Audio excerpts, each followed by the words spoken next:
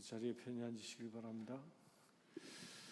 성부와 성자와 성령의 이름으로 말씀드립니다.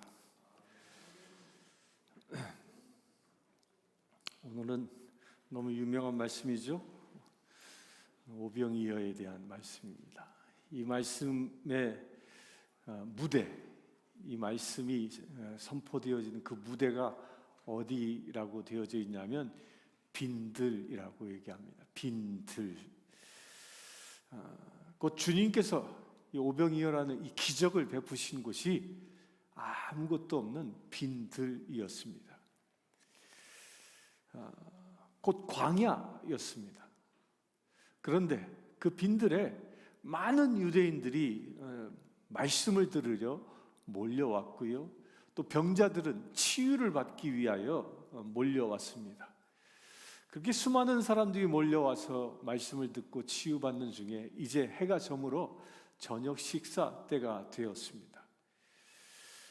그래서 제자들이 주님께 말씀드리기를 이제 사람들 다 돌려보냅시다.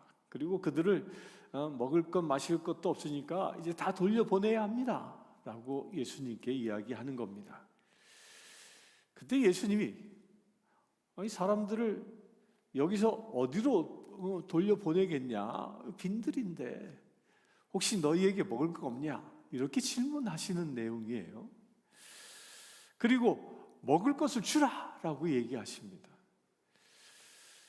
그러자 제자들이 뭐라고 대답했죠? 여기 보리떡 5개와 물고기 2마리밖에 없습니다 라고 얘기합니다.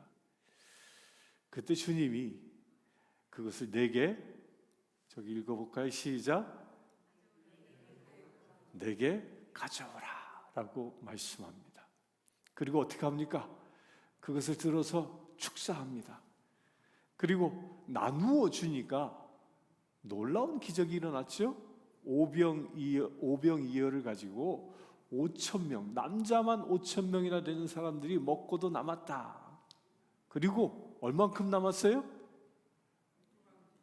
12광주리를 채울 만큼 남았다. 이 말씀을 잘 보면요, 제자들은 이 저녁 식사를 어떻게 해결할까 고민하다가 예수님을 제껴놓고 세상적인 방법으로 문제를 해결하기 위해서 그 빈들이라는 그 형편, 또 사람들, 환경 이런 것을 보고 판단한 겁니다. 그래서 뭐예요? 여긴 빈들이에요. 아무것도 없어요. 빈들이기 때문에 아무것도 할 수 없다라고 제자들은 포기하고 있었던 겁니다.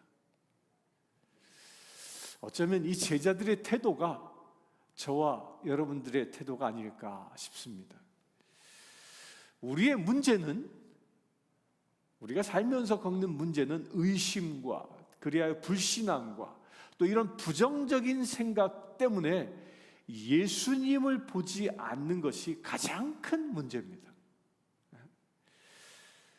문제는 예수님이 없어서가 아니라 내 안에 계신 예수님을 보지 못하기 때문이라는 거예요. 나의 환경을 지배하시는 예수님을 발견하지 못하니까 내 안에서 무엇이 나와요? 원망이 나오고 의심이 생기고 불신앙이 생기고 불신들이 생기고 불평, 불만들이 생기는 겁니다. 예수님을 바라보지 못하면 안타깝게도요, 주님의 도우심을 얻을 수 없습니다.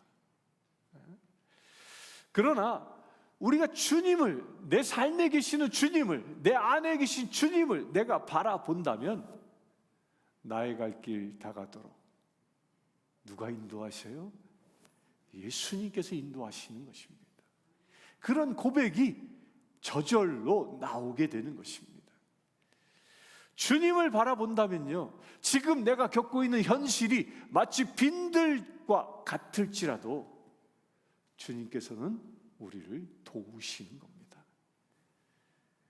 그리하여 빈들에서 무엇이 일어날까요?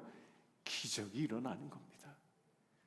축복을 받게 되고 은혜를 받는 구원의 역사가 그 빈들 가운데 일어나는 것입니다. 여러분들 어찌 보면요, 내 가정이 빈들이라 할지라도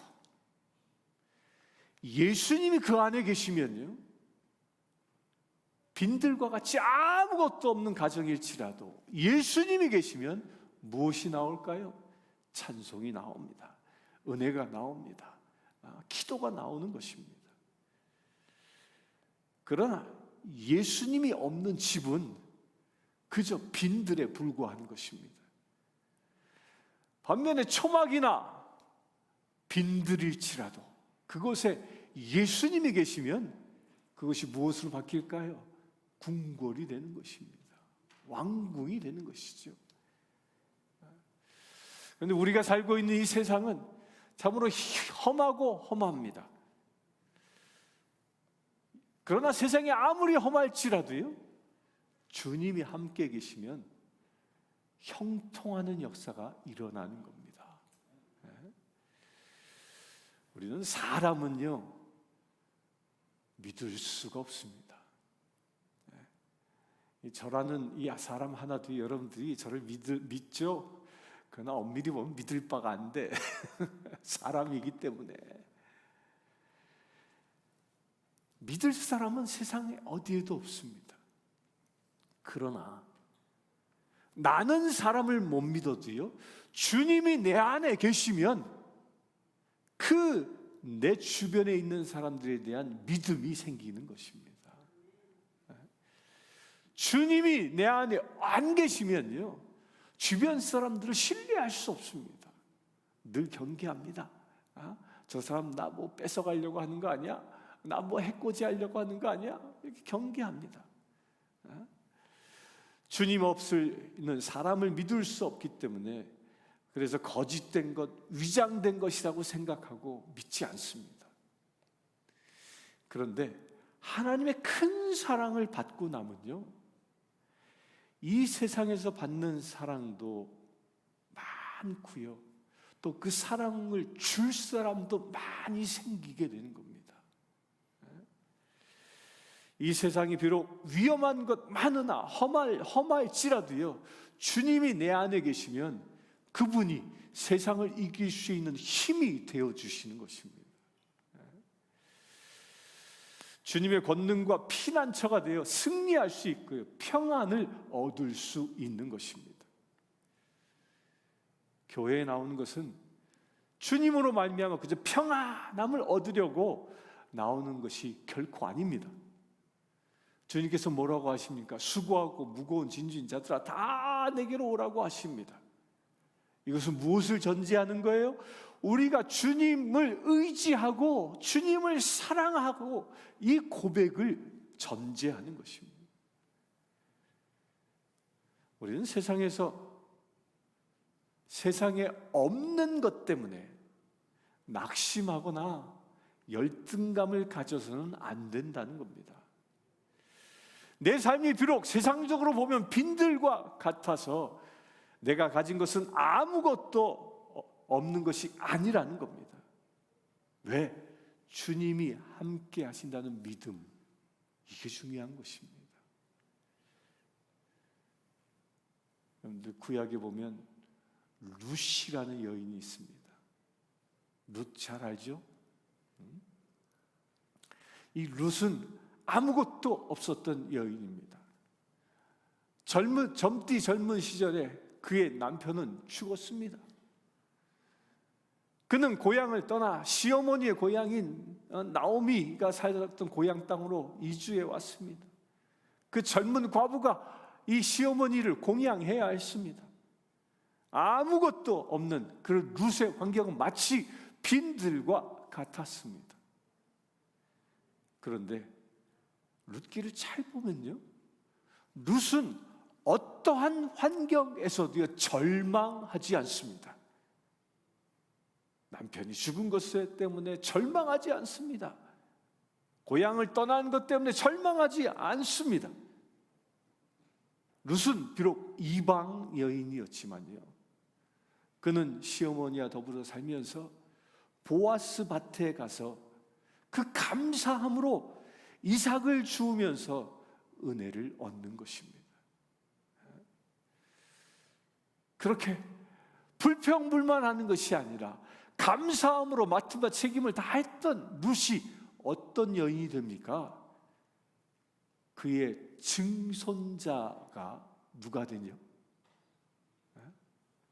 룻의 증손자가 누군지 아세요? 그 유명한 왕, 누구? 다윗이지. 그 빈들과 같은 여인이었지만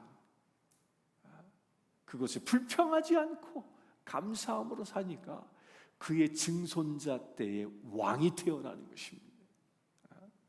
그뿐입니까? 그 다윗의 가문 가운데 누가 태어나죠? 예수 그리스도가. 놀랍지 않습니까? 빈들 때문에 불평불만했다면 룻은 성경에 기록되지 않았을 것입니다. 그러나 그 빈들 가운데 감사하며 맡은 바 책무를 다하니까 위대한 여인이 되는 것입니다. 여러분들도 그와 같이 되길 축원합니다. 또 사사기 6장에 보면 그 유명한 장군이 하나 나옵니다. 누굴까요?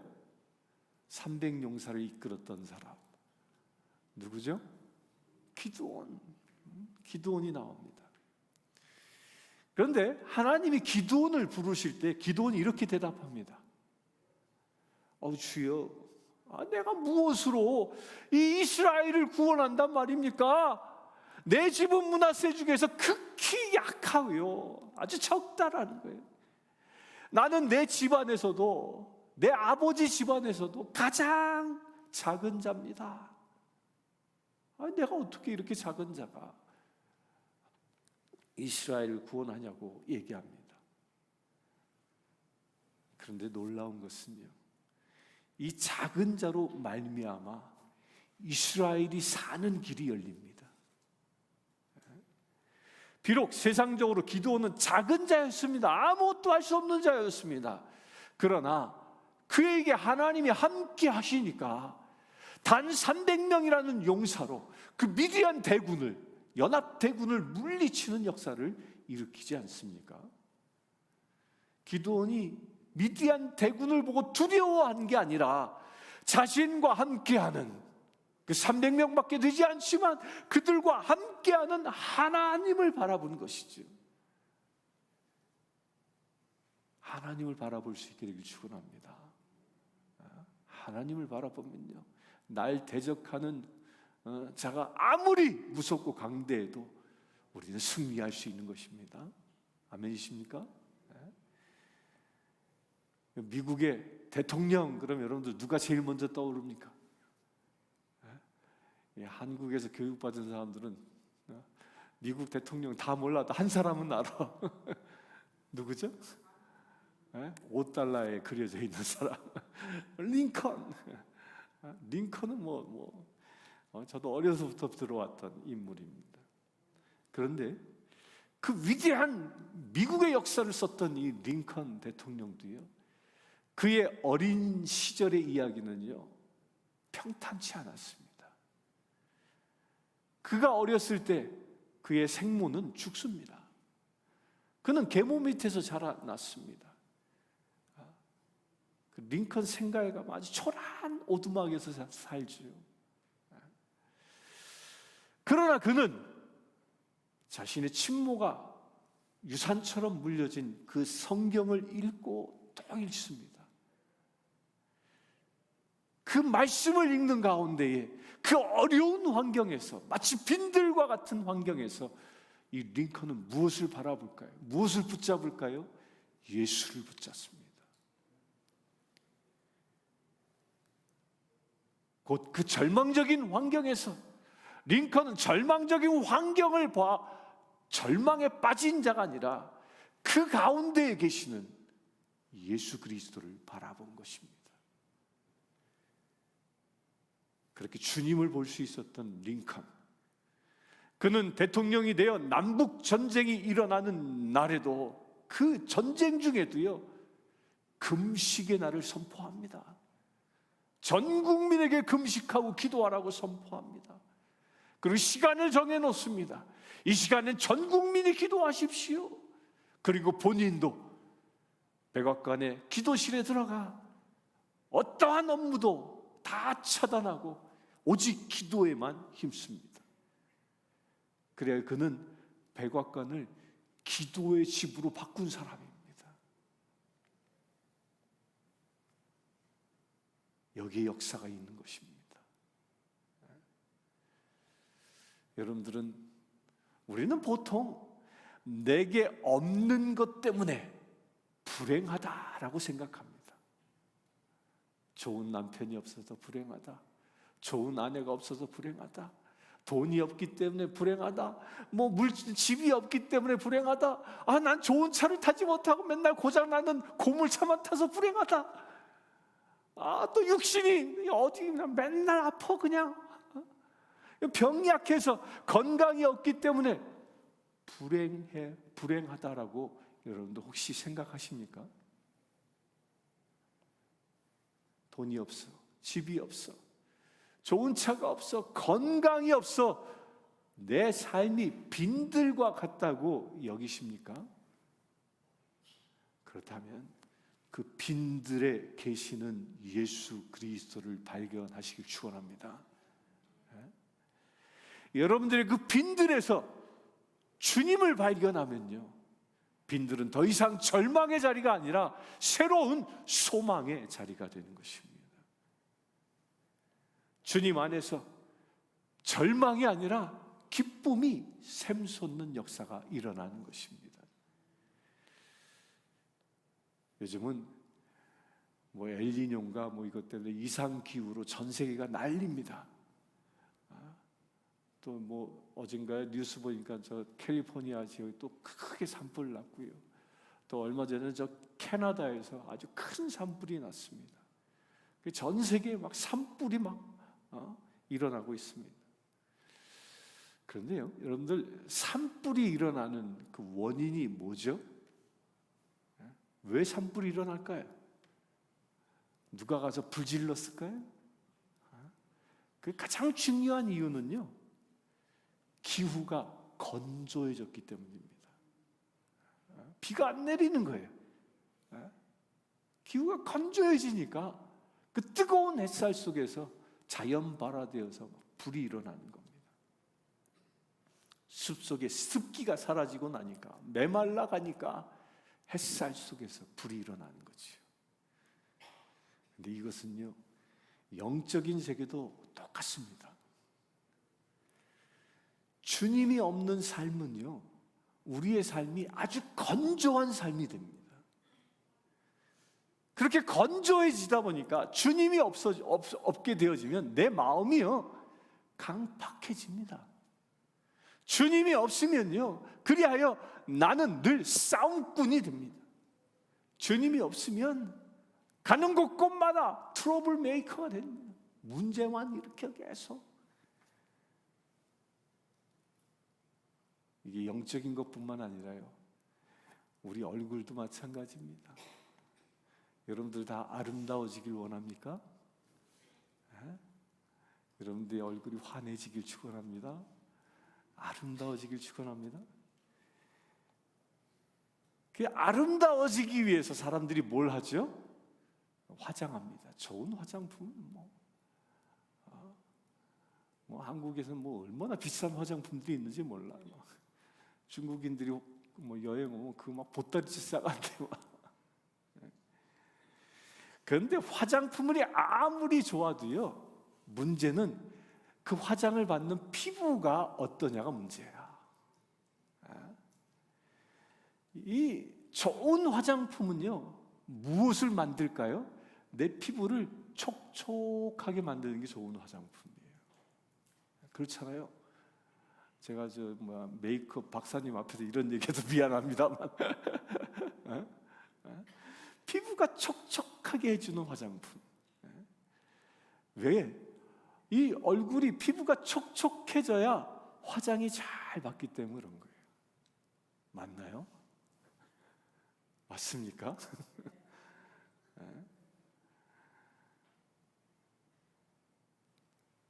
피부가 드라이하면 화장빨도 받지 않습니다. 피부가 촉촉하면 아름다워지는 것입니다. 교회 왜 나옵니까? 교회에 나오는 중요한 이유는요, 내 영이 그처럼 얼굴처럼 촉촉해지기 위해서예요. 그런데 어떻게 촉촉해집니까? 내 영이 어떻게 촉촉해집니까? 예수님 만나면 촉촉해지는 거예요.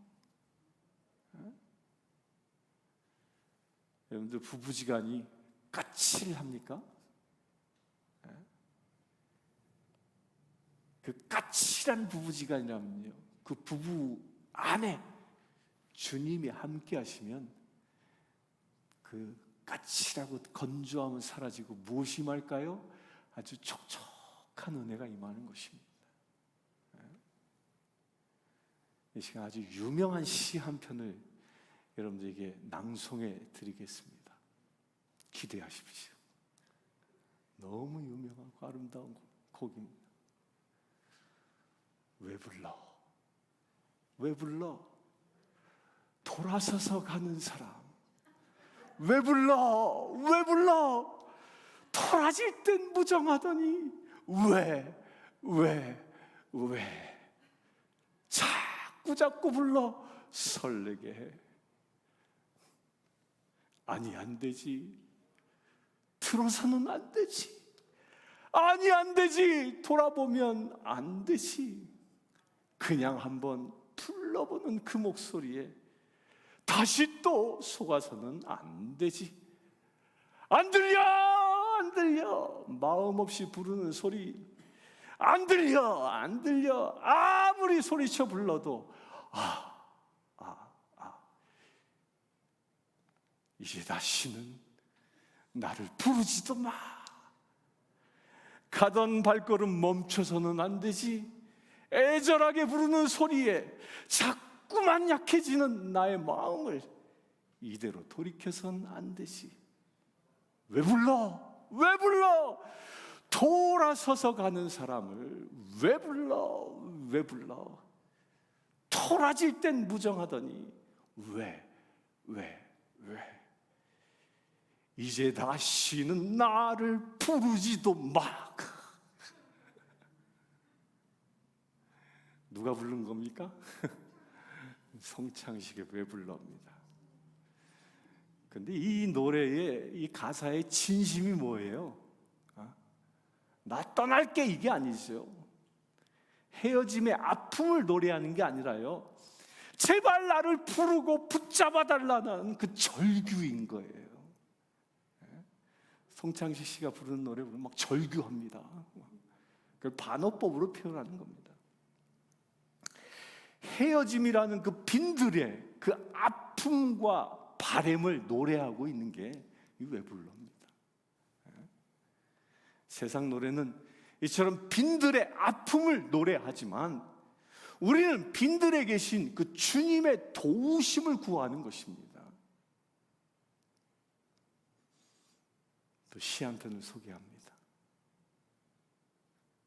젖은 손 예처로 살며시 잡아본 순간 거칠어진 손마디가 너무나도 안타까웠어. 시린 손끝에 뜨거운 정성, 고이 접어 다져온 이 행복, 여민옷깃에 스미는 바람, 땀방울로 씻어온 나날들, 나는 다시 태어나도 당신만을 사랑하리라.